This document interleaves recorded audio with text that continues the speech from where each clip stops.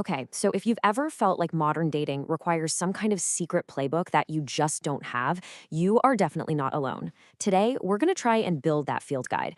We're diving into the confusing, super strategic, and sometimes, let's be honest, wild world of finding love in the digital age. And that really brings us to the big question for this whole explainer, right? Is dating today still about a genuine quest for love, or has it turned into more of a high stakes game, complete with winners, losers, and a whole lot of strategy? Because, let's be real, it feels like the rules are totally unwritten and they're changing all the time. And this confusion, it's not just in your head, it's a real thing people are feeling, and everyone's trying to make sense of it as they go. This quote from a Reddit user really just hits the nail on the head. It perfectly captures that pressure. On one side, you want to be intentional, right? But on the other, that very same intention can create these impossibly high standards. It makes the whole thing feel like a tightrope walk, where one wrong move could just end a potential connection before it even starts. So this pressure basically splits daters into two main camps. First, you've got casual dating, which is all about pressure-free fun, seeing what happens. And then there's intentional dating, which is looking for a long-term commitment right from the get-go. But as you can see online, even these terms are kind of a mess. To some people, casual just means you're not serious, while intentional can feel like you're on a job interview for marriage. So, to deal with all this confusion, a whole new vocabulary has popped up. People are coming up with new strategies that range from, well, outright deception to this kind of radical, totally unfiltered honesty. Let's decode what these new terms actually mean. All right, first up is a pretty sneaky tactic called roaching.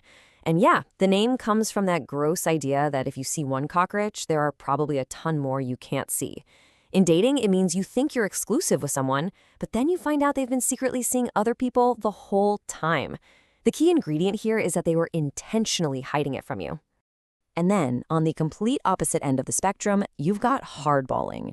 This is basically the antidote to all that shady ambiguity.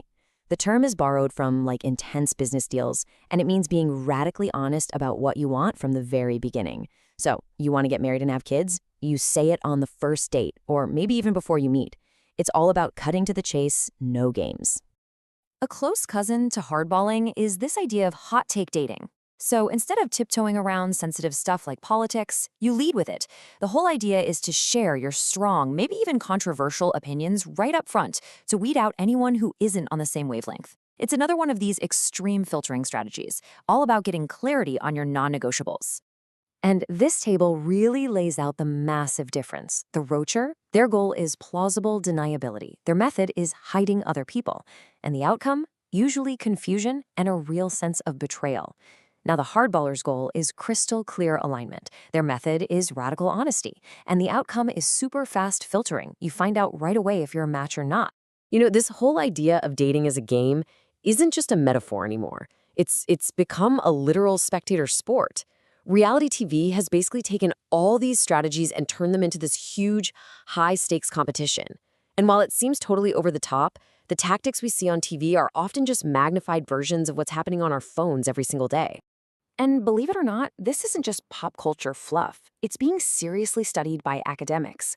This slide right here is from an actual paper that analyzes reality dating shows as games. Researchers are literally breaking them down to understand their design, just like they would with a video game. It's pretty wild. So what they found is that these shows have all the classic game elements. They've got an object inventory, think of things like champagne used strategically to lower inhibitions. They have an interface, like that text on the screen telling you who's coupled up. There's an interaction map that shows all the choices the contestants can make. And they even track the gameplay log, all those unexpected, rule-breaking moments that just sort of happen. So why? Why have these game-like strategies become so common? What's the psychology driving all of this? Let's dig into the why behind the what. Get ready for this number because it really explains a lot. A recent study found that 52%, that's more than half, of people in monogamous relationships never actually said they were exclusive. They just kind of implied it. And that massive gray area, that's the perfect breeding ground for roaching, where one person assumes you're exclusive and the other's operating under a completely different set of rules. So what's causing all this ambiguity? Well, a huge part of it is the way dating apps are designed. They create this powerful sense of FOMO, that fear of missing out, that someone even better is just one more swipe away. This illusion of just limitless options can make it incredibly hard for people to commit to one person. Okay, so we've kind of diagnosed the problem, we've analyzed the strategies, and we've looked at the psychology. But it's not all doom and gloom, I promise. This final part is all about how to find a genuine connection in the middle of all this gameplay. Which, of course, brings us to the most important question of all. How do you actually stop playing the game and start connecting with someone? How do you move past all the strategies and find out if you're truly compatible?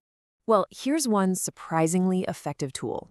A simple game of Would You Rather. Instead of some high-pressure interview, these questions are a fun, really low-stakes way to get a glimpse into someone's personality. Like asking if they'd rather have great gifts or great compliments can tell you a ton about their love language and what they actually value. And you can take it deeper to get to those core values, but without the intensity of hardballing. Would you rather travel the world or own a dream house? I mean, these aren't just silly questions, they spark real conversations about what a life together might actually look and feel like. It's a way to get the clarity of hardballing without the interrogation and build the trust that prevents roaching, all without the pressure.